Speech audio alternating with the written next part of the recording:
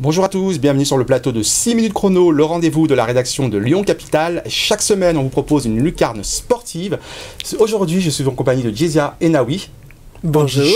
Fondatrice, présidente de l'association Andy Show. Bonjour Jezia. Bonjour, merci pour l'invitation. Merci à vous d'avoir accepté surtout de venir sur ce plateau. Lucarne sportive, parce qu'on va parler justement des athlètes. Oui, parce que ce sont de véritables athlètes. Ah oui. Andy, certes, mais athlète tout de même. Et c'est pour ça que vous avez d'ailleurs eu l'idée de lancer cette association, le Andy Show. Expliquez-nous la raison, la genèse. Alors, il y a 7 ans, j'ai rencontré deux grands athlètes, Manon Doyel qui faisait du canoë-kayak paraplégique, qui avait un palmarès assez impressionnant, et Johan Tabarlet, qui lui était le doyen de l'équipe de France en ski alpin, Andy. Et ils avaient, c'était vraiment des personnes admirables. Et donc, je me suis dit que c'était dommage au salon handicap de ne pas être mis en avant à ce moment-là. Ils étaient carrément ignorés, ces athlètes, pour vous? Oui. Mis de côté.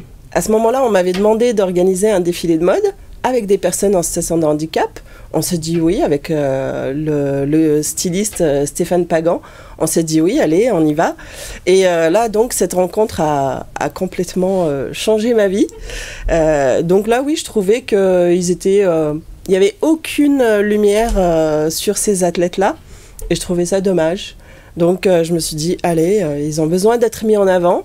On va rester dans le milieu du défilé. Et ça fait 7 ans que ça dure. Depuis 2015, vous avez créé l'association. Là, ça va avoir lieu la 10e édition. 10e édition. Au Parc OL. Au Parc OL. On aura le temps de l'évoquer, cette 10e édition.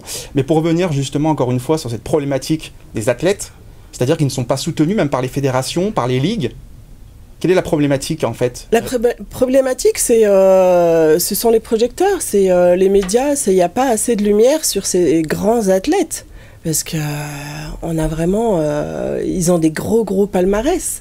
Des fois, ils dépassent les valides. Les records des valides sont dépassés par des handis dans beaucoup de disciplines, que ce soit en athlétisme, en natation, au cécifoot. Il y a vraiment plein de disciplines qui sont assez impressionnantes, mais il n'y a pas assez de visibilité. De visibilité seulement ou aussi des moyens financiers? Bien sûr, qui dit visibilité égale moins de partenaires, moins de sponsors, donc moins de moyens. Alors que voilà, il leur faut plus de moyens, puisque quand on a un problème au niveau des jambes, il faut vraiment doubler d'efforts au niveau du haut du corps. Donc, et plus de... par exemple, un athlète handi, il va s'entraîner 11 fois dans la semaine, alors qu'un valide, il va être à 6-7 fois. Alors, donc c'est toujours plus. Pour un athlète handi de haut niveau, c'est toujours beaucoup plus d'efforts physiques déjà. Donc vous organisez un événement chaque année, le Andy Show. Oui. Et concrètement, comment vous soutenez justement ces athlètes après cet événement? Donc nous, toute l'année, on sollicite des partenaires qui sont ravis de venir vivre l'aventure.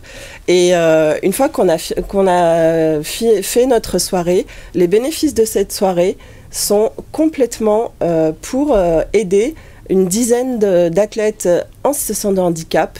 L'année dernière, on a pu partager 30 000 € pour du matériel, pour des déplacements, pour du coaching, pour ces sportifs de haut niveau handi qui sont en train de préparer 2024 aussi. 2024, effectivement. Ça va être une belle lucarne justement pour ces athlètes. 30 000 €, vous avez pu soutenir combien d'athlètes justement? 10 athlètes. Des athlètes français qui ont été soutenus, hommes, femmes? Oui. Toutes disciplines? Toutes disciplines, que ce soit natation, athlétisme, un aventurier aussi, handi. Voilà, on n'est pas fermé, on est vraiment ouvert à toutes les disciplines, et puis ce qui est normal. Le 6 octobre, 10e édition au Parc OL. Est-ce que c'était imaginable pour vous d'organiser cet événement dans un tel stade? Pas du tout. Pas du tout. Alors là, ça m'a pas du tout effleuré l'esprit, puisqu'il y a 4 ans, vous m'aviez interviewé au Parc OL, là-bas. Et déjà, nous, on était vraiment, on a été bien accueillis. Et cette année, on s'est dit, bah pourquoi pas? Pourquoi pas?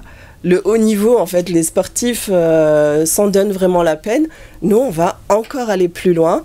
Et donc, on a osé, on leur a posé la question. Ils nous ont vraiment accueillis à bras ouverts. Donc l'Olympique Lyonnais, OL Fondation, oui, OL Fondation aide ce projet. Oui, carrément. Est-ce que vous allez nous dire, allez, en 30 secondes, qu'est-ce qui va se passer justement le 6 octobre pour donner envie à ceux qui nous regardent de participer à cet événement? Le 6 octobre, donc, il y a 20 athlètes qui seront sur le plateau du Groupama Stadium. Andy est valide. Un repas gastronomique préparé par le chef Christian Tédois et de Clercq. On a aussi en animation Guillaume Batz, l'humoriste, et le danseur hip-hop B-Boy aussi, Andy. Et plein de belles choses. Plein de belles choses, soirée animée par Philippe Candelro et la présence de Karine Tessandier. Et la présence de l'ancienne idole de Gerland, hein, on va dire ça, Florie Ginalo. Oui, en tant que parrain, cette année, effectivement, on a cette chance-là d'avoir le petit prince de Gerland avec nous. Allez, rendez-vous sur le site internet de l'association, rapidement. www.andyshow.fr. Merci beaucoup d'avoir accepté l'invitation. Et vous, rendez-vous pour voir cette émission et toutes les autres. Oui, je le sais, sur votre site préféré, www.lyoncapital.fr.